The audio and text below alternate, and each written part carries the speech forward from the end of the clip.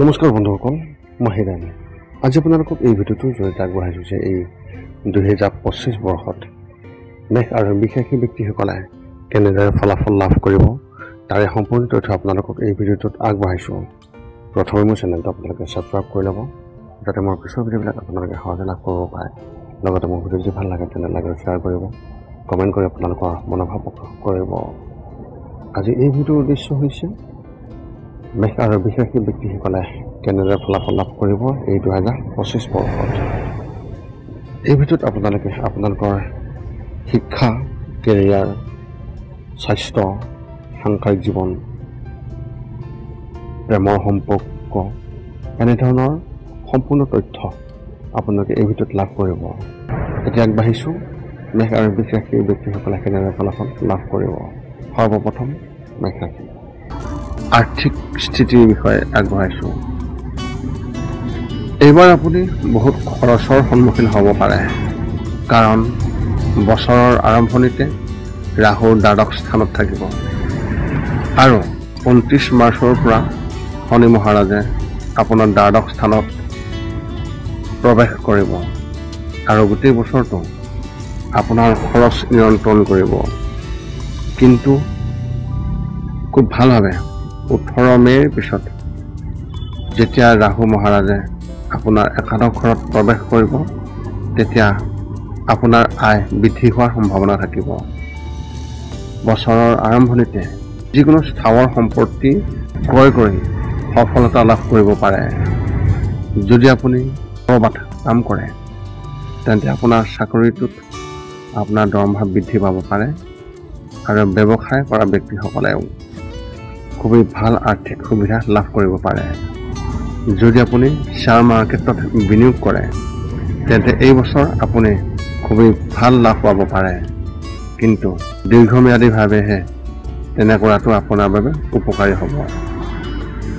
বছৰৰ আৰম্ভণিতে দ্বিতীয় স্থানত দেৱগুৰু বৃহস্পতিৰ উপস্থিতিৰ বাবে আপুনিও আপোনাৰ ধন সঞ্চয় কৰাত সফল হ'ব আৰু সঞ্চয়ত আচৰিত ধৰণৰ আঁচনিৰ আৰ্থিক সুবিধা লাভ কৰিবলৈ সক্ষম হ'ব।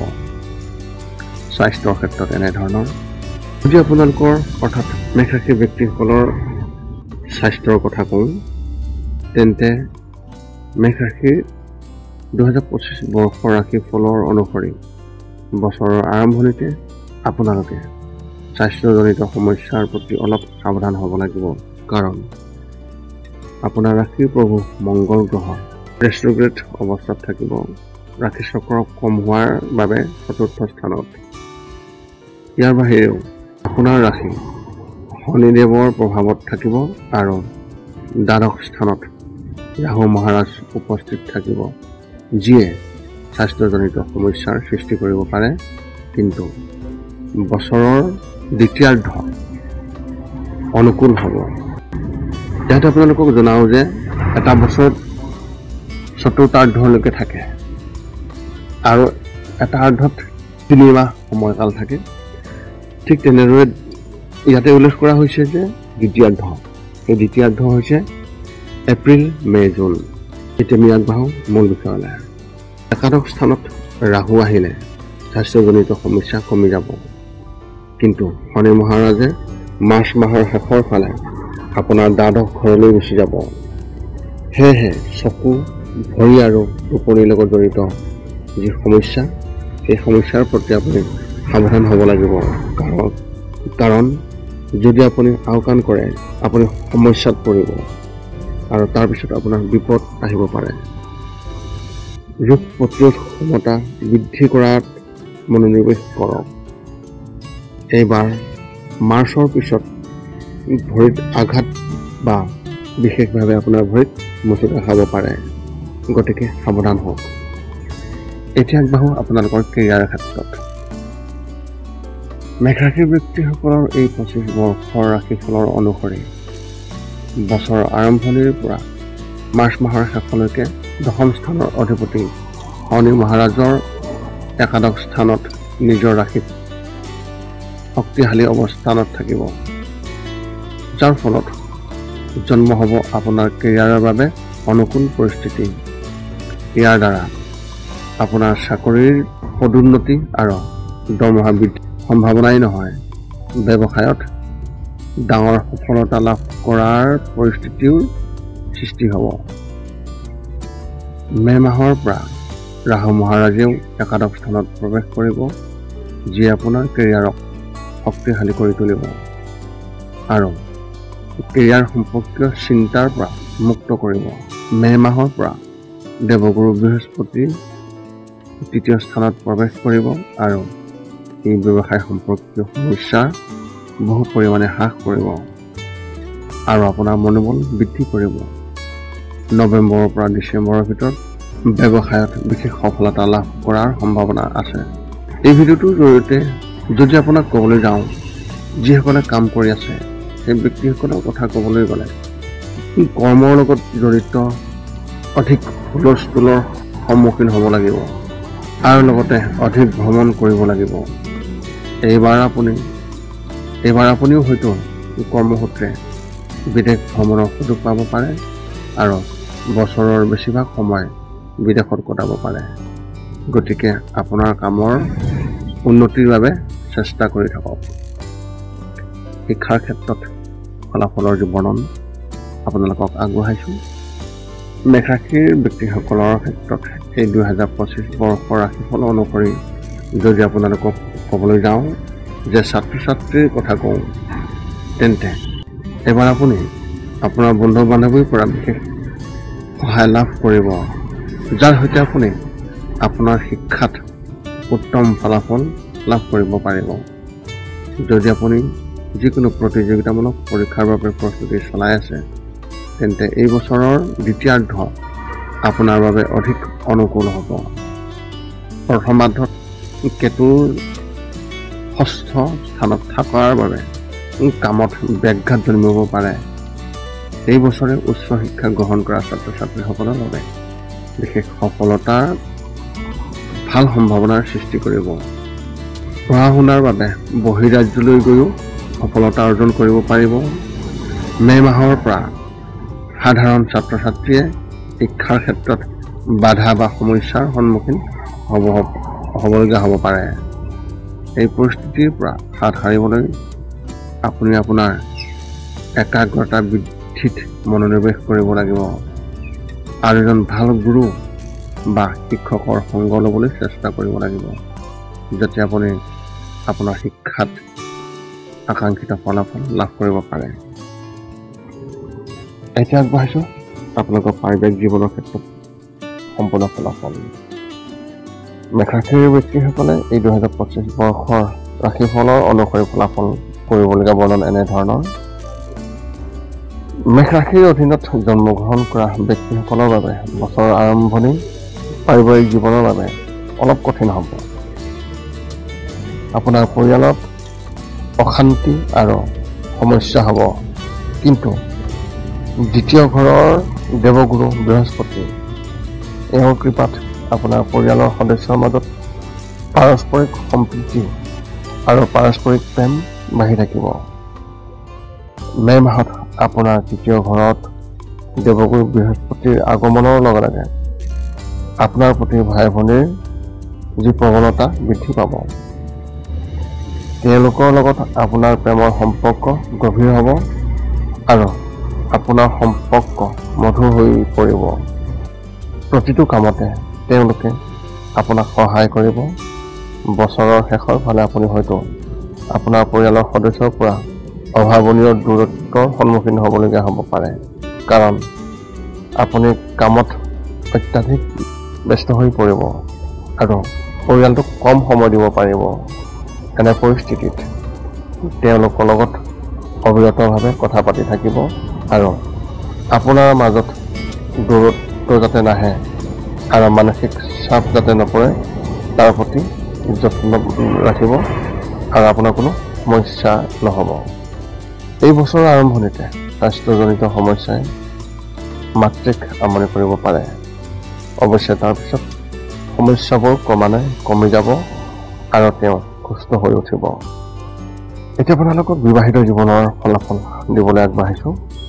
মেষ ৰাশিৰ ব্যক্তিসকলৰ এই 25 বৰ্ষৰ ৰাশিফল অনুসৰি আপোনালোকক বৰ্ণন এনেধৰণৰ আগবাঢ়িছোঁ। আপুনি মিশ্ৰিত ফলাফল লাভ কৰিব। বছৰৰ আৰম্ভণি বৰ অনুকূল নহ'ব, কিন্তু মে' মাহৰ 15 তাৰিখৰ পৰা দেৱগুৰু বৃহস্পতি তৃতীয় স্থানত আহি আপোনাৰ সপ্তম ঘৰত দিশ দিব, যিয়ে বৈবাহিক সম্পৰ্কক মধুৰ কৰি তুলিব। আপোনাৰ পত্নীৰ লগত ঘনিষ্ঠতা বাঢ়িব, আপোনাৰ সমস্যা কমি যাব আৰু আপুনি আপোনাৰ পত্নীৰ সৈতে পৰিয়াল গঢ়ি তোলাৰ কথা ভাবিব পাৰে। মাৰ্চ মাহৰ পৰা শনি মহাৰাজে দ্বাদশ ঘৰলৈ স্থানান্তৰিত হোৱাৰ বাবে সময়ে সময়ে আপোনাৰ আৰু আপোনাৰ পত্নীৰ মাজত যি সম্পৰ্ক, সেই সম্পৰ্কত অৱনতি ঘটাব পাৰে।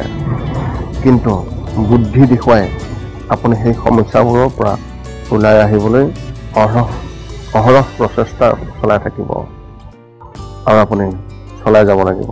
তেতিয়াহে আপোনাৰ বিবাহিত জীৱনটো মিঠা হৈ থাকিব।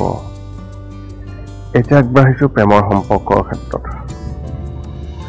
মেষ ৰাশিৰ ব্যক্তিসকলে এই 2025 বৰ্ষৰ ৰাশিফলৰ অনুসৰি এক ইংগিত পোৱা গৈছে যে এই বছৰৰ প্ৰেমৰ সম্পৰ্কৰ বাবে মধ্যমীয়া হ'ব। বছৰৰ আৰম্ভণিতে আপোনাৰ সম্পৰ্কত প্ৰেম বাঢ়িব আৰু আপোনাৰ সম্পৰ্কক গুৰুত্ব দিব, কিন্তু ক্ৰমান্বয়ে প্ৰত্যাহ্বান বাঢ়িব। মে' মাহৰ মাজভাগত যেতিয়া কেতুৱে পঞ্চম ঘৰত প্ৰৱেশ কৰিব, তেতিয়া আপোনাৰ আৰু আপোনাৰ প্ৰিয়জনৰ মাজত বুজাবুজিৰ অভাৱৰ বাবে সম্পৰ্কত উত্তেজনা আৰু কাজিয়াৰ পৰিস্থিতি হ'ব পাৰে, যাৰ ফলত আপুনি আপোনাৰ সম্পৰ্কত প্ৰতাৰিত অনুভৱ কৰিব আৰু পাৰস্পৰিক সম্পৰ্কৰ অৱনতি ঘটিব। এই পৰিস্থিতিৰ পৰা হাত সাৰিবলৈ আপুনি আপোনাৰ প্ৰিয়জনৰ সৈতে স্পষ্টকৈ কথা পাতিব লাগিব আৰু ইজনে সিজনৰ সমস্যা সমাধান কৰাৰ চেষ্টা কৰাৰ ক্ষেত্ৰত আগবাঢ়িব আৰু সঠিক সময়ত আপোনাৰ সম্পৰ্কত অধিক সময় দিব লাগিব। তেতিয়াহে আপুনি আপোনাৰ সম্পৰ্কটো চম্ভালিব পাৰিব। যদি আপুনি অবিবাহিত আৰু নতুন সম্পৰ্কত প্ৰৱেশ কৰিবলৈ চেষ্টা কৰিছে, তেন্তে সাৱধান হওক। বছৰৰ মাজভাগত কাৰোবাৰ দ্বাৰা প্ৰতাৰিত হোৱাৰ সম্ভাৱনা অত্যন্ত প্ৰবল। এতিয়া আপোনালোকক এই বছৰৰ যি প্ৰতিকাৰ, সেই প্ৰতিকাৰ বিষয়ে আগবাঢ়িছোঁ। 1 নম্বৰ, মংগল গ্ৰহৰ প্ৰভাৱ আপোনাৰ বাবে গুৰুত্বপূৰ্ণ। ইয়াক অনুকূল কৰিবলৈ তামৰ আঙুঠি, উন্নত মানৰ প্ৰবাল ৰত্ন এটা ধাৰণ কৰক আৰু মঙলবাৰে সেই আঙুঠি আপোনালোকে শুদ্ধি কৰিহে ধাৰণ কৰিব। 2 নম্বৰ, চৰাইবোৰক প্ৰতিদিনে বিশেষভাৱে আহাৰ দান কৰিব। 3 নম্বৰ হৈছে বুধবাৰে সন্ধিয়া কলা তিল এটা বাতিত ৰাখি কোনো মন্দিৰত আগবঢ়াব। 4ৰ্থতে হৈছে বৃহস্পতিবাৰে আহাত গছত বিশেষভাৱে পানী আগবঢ়াওক, কিন্তু সেই গছত আপুনি কোনো কাৰণতে হাত নিদিব। বৃষ ৰাশিৰ ব্যক্তিসকলৰ এই 2025 বৰ্ষত ভৱিষ্যতবাণী অনুসৰি এই 25 বৰ্ষই আপোনালোকৰ বাবে অনুকূল ফলাফল কঢ়িয়াই আনিছে। বছৰৰ আৰম্ভণিতে আপোনাৰ নিজৰ ৰাশিত দেৱগুৰু বৃহস্পতি আৰু তৃতীয় স্থানত মংগল গ্ৰহ আৰু একাদশ স্থানত ৰাহু মহাৰাজ উপস্থিত থাকিব আৰু আপোনাৰ আৰ্থিক অৱস্থা উন্নত কৰাত যথেষ্ট অৰিহণা যোগাব। ইয়াৰ পিছত মাৰ্চ মাহৰ শেষত শনি মহাৰাজ 11তম স্থানলৈ আহিব আৰু মে' মাহত দেৱগুৰু বৃহস্পতিও আহিব 2য় স্থানলৈ। এইটোৱেই হ'ব আপোনাৰ আৰ্থিক প্ৰত্যাহ্বানৰ অন্ত পেলোৱাৰ বিশেষ সময়। এই সময়ছোৱাত আপুনি ভাল সফলতা লাভ কৰিব আৰু আপোনাৰ সকলো কাম সম্পূৰ্ণ হ'বলৈ আৰম্ভ কৰিব। অৰ্থনৈতিক প্ৰত্যাহ্বান হ্ৰাস পাব আৰু আৰ্থিক লাভ হ'ব। আপুনি ধন জমা কৰাত সফলতা লাভ কৰিব পাৰিব আৰু পৰিয়ালৰ সদস্যৰ পৰাও আৰ্থিক লাভৰ সম্ভাৱনা অত্যন্ত প্ৰবল। আপোনাৰ কৰ্ম যদি ব্যৱসায়, সেই ব্যৱসায়ৰ পৰাও বিশেষ সুবিধা লাভ পাব। আপুনি হয়তো আপোনাৰ বছৰৰ পৰা অৰ্থাৎ আপোনাৰ ছিনিয়ৰ অফিচাৰৰ পৰা বিশেষ আশীৰ্বাদ পাব পাৰে, যাৰ বাবে আপুনিও আপোনাৰ চাকৰিত দৰমহা বৃদ্ধিৰ খুবেই ভাল খবৰ লাভ কৰিব। এতিয়া আগবাঢ়িছোঁ স্বাস্থ্য সম্বন্ধীয় তথ্যৰ বিষয়ে। বিশ্বাসী ব্যক্তিসকলে এই 2025 বৰ্ষৰ ৰাশিফলৰ মতে এই বছৰৰ স্বাস্থ্যৰ দৃষ্টিকোণৰ পৰা অনুকূল হোৱাৰ সম্ভাৱনা বেছি আছে। বছৰৰ আৰম্ভণিতে অষ্টম স্থানত থকা সূৰ্য মহাৰাজে আপোনাৰ ৰোগ প্ৰতিৰোধ ক্ষমতা কিছু দুৰ্বল কৰি তুলিব, যাৰ ফলত আপুনি গুৰুত্ব দিব লাগিব। ইয়াৰ লগতে এই বছৰ বৃহস্পতি গ্ৰহ দ্বিতীয় স্থানত থকাৰ বাবে আপোনাৰ খাদ্যাভ্যাস আৰু খাদ্যৰ প্ৰতি বিশেষ যত্ন ল'ব লাগিব, নহ'লে চৰ্বিযুক্ত খাদ্যৰ প্ৰভাৱত আপুনি মেদবহুলতাৰ বলি হ'ব পাৰে। বছৰৰ দ্বিতীয়াৰ্ধত শনি মহাৰাজ একাদশ স্থানত থাকিব, যাৰ বাবে আপুনি কোনো ডাঙৰ স্বাস্থ্যজনিত সমস্যাৰ সন্মুখীন হোৱাৰ সেই পক্ষৰ পৰা ৰক্ষা পাব। ডিচেম্বৰ মাহত আপুনি বিশেষ সাৱধান হ'ব লাগিব, কাৰণ এই সময়ছোৱাত স্বাস্থ্য সম্পৰ্কীয় সমস্যাই আপোনাক অসুবিধা দিব পাৰে। এইবাৰ আপোনাৰ মাজত কিছু এলাহ বৃদ্ধি পাব, যিয়ে ক্ৰমান্বয়ে আপোনাক ক্লান্তি আৰু শাৰীৰিক দুৰ্বলতা প্ৰদান কৰিব। ইয়াৰ পৰা যিমান পাৰে এৰাই চলিবলৈ চেষ্টা কৰক। এতিয়া আগবাঢ়িছোঁ আপোনালোকৰ কেৰিয়াৰ সম্বন্ধীয় যি তথ্য, সেই তথ্যৰ বিষয়ে আগবাঢ়িছোঁ। বিশ্বাসী ব্যক্তিসকলৰ এই 2025 বৰ্ষৰ ৰাশিফলৰ অনুসৰি আপোনালোকক জনাব বিচাৰিছোঁ যে আপোনাৰ কেৰিয়াৰৰ কথা ক'বলৈ গ'লে বছৰৰ আৰম্ভণিতে শনি মহাৰাজক আপোনাৰ দশম স্থানত আৰু দেৱগুৰু বৃহস্পতি আপোনাৰ ৰাশিত অৱস্থিত হ'ব। ইয়াৰ দ্বাৰা আপোনাৰ সিদ্ধান্ত গ্ৰহণৰ ক্ষমতা বৃদ্ধি পাব আৰু আপুনি আপোনাৰ কৰ্মক্ষেত্ৰত শক্তিশালীভাৱে আগবাঢ়ি যাব আৰু সফলতা লাভ কৰিব। ব্যৱসায়ত খুবেই ভাল অগ্ৰগতি হ'ব আৰু চাকৰি ক্ষেত্ৰতো আপোনাৰ কাম প্ৰভাৱশালী হৈ থাকিব। ইয়াৰ পিছত মাৰ্চ মাহৰ শেষত শনি মহাৰাজ আপোনাৰ একাদশ ঘৰলৈ গুচি যাব, যাৰ ফলত আপোনাৰ উদ্ধতৰ বিষয়াৰ লগত আপোনাৰ ঘনিষ্ঠতা বৃদ্ধি পাব। তেওঁলোকৰ নিৰ্দেশনাত আপুনি আপোনাৰ কেৰিয়াৰত সফলতা লাভ কৰিবলৈ সক্ষম হ'ব। আপুনি পদোন্নতি পাব আৰু দৰমহা বৃদ্ধিৰ সম্ভাৱনাও অত্যন্ত শুভ। কিন্তু মে' মাহত আপোনাৰ দশম স্থানত অৰ্থাৎ দশম ঘৰত ৰাহু প্ৰৱেশ কৰাৰ লগে লগে কৰ্মক্ষেত্ৰত অলপ সাৱধান হ'ব লাগিব, কিয়নো যিকোনো ধৰণৰ খৰখেদা বা শ্বৰ্টকাট এৰাই চলিব লাগিব আৰু আপুনি যিকোনো ধৰণৰ যোগযন্ত্ৰৰ অংশ হোৱাৰ পৰা বিৰত থাকিব লাগিব, নহ'লে সমস্যা সৃষ্টি হ'ব পাৰে। আগবাঢ়িছোঁ আপোনালোকৰ শিক্ষাৰ ক্ষেত্ৰত তথ্য আগবঢ়াবলৈ।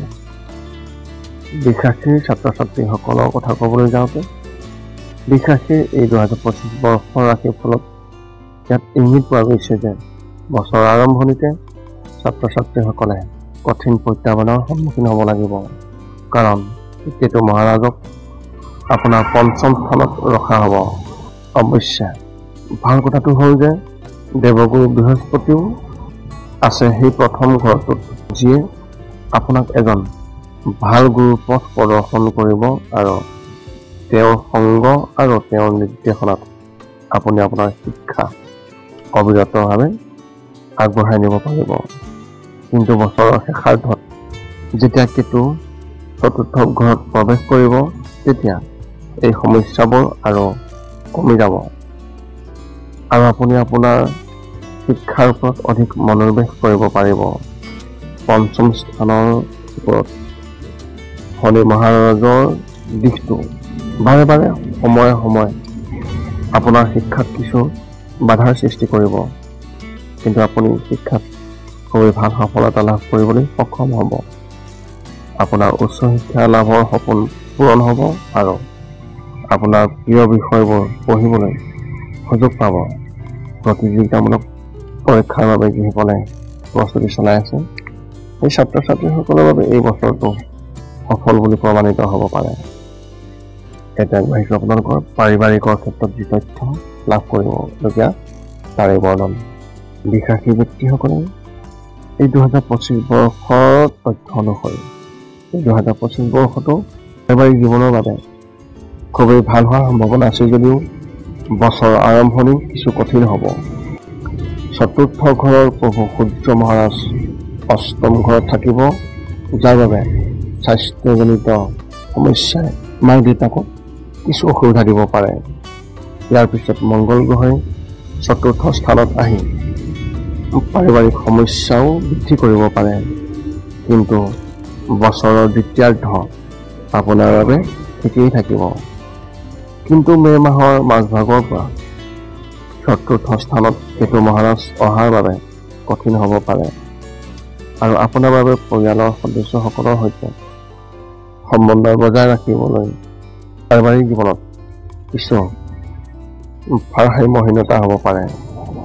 পাৰিবাৰিক অশান্তিৰ সমাধানৰ বাবে আপুনি নিজাববীয়াকৈ চেষ্টা কৰিব লাগিব। আপুনি আপোনাৰ ভাই ভনীসকলৰ সৈতে আন্তৰিক সম্পৰ্ক বজাই ৰাখিব লাগিব আৰু যাৰ ফলত আপুনি সময়ে সময়ে উপকৃত হ'ব আৰু তেওঁলোকৰ সৈতে আপোনাৰ বন্ধুত্বপূৰ্ণ আচৰণে আপোনাক সন্তুষ্টি প্ৰদান কৰিব। এই বছৰ আপোনাৰ পৰিয়ালত নতুন অতিথি অহাৰ সম্ভাৱনা আছে। সন্তানৰ জন্ম বা বিবাহযোগ্য সদস্যৰ বিবাহৰ দৰে কাকতীয়াল ঘটনা আহিব। এতিয়া আগবাঢ়িছোঁ আপোনালোকৰ বিবাহিত জীৱনৰ যি ফলাফল লাভ কৰিবলগীয়া সেই তথ্য আগবাঢ়িছোঁ। বিশাখী ব্যক্তিসকলৰ ক্ষেত্ৰত এই 2025 বৰ্ষৰ ৰাশিফলৰ অনুসৰি বছৰ আৰম্ভণি বৈবাহিক জীৱনৰ বাবে অনুকূল হ'ব। বুধ ৰাশিৰ সপ্তম স্থানত থাকিব আৰু প্ৰথম স্থানৰ পৰা বৃহস্পতি গ্ৰহই সপ্তম স্থানক সম্পূৰ্ণৰূপে এফেক্ট কৰিব, যাৰ বাবে বৈবাহিক সম্পৰ্ক মধুৰ হৈ থাকিব। আপোনাৰ আৰু আপোনাৰ পত্নীৰ মাজত অতিশয় পাৰস্পৰিক সম্প্ৰীতি বিশেষভাৱে থাকিব। ইজনে সিজনক যথেষ্ট সময় দিব। আপোনাৰ পৰিয়ালৰ দায়িত্ব ভালদৰে পালন কৰিব। ইজনে সিজনৰ কামত ইজনে সিজনক সহায় কৰিব।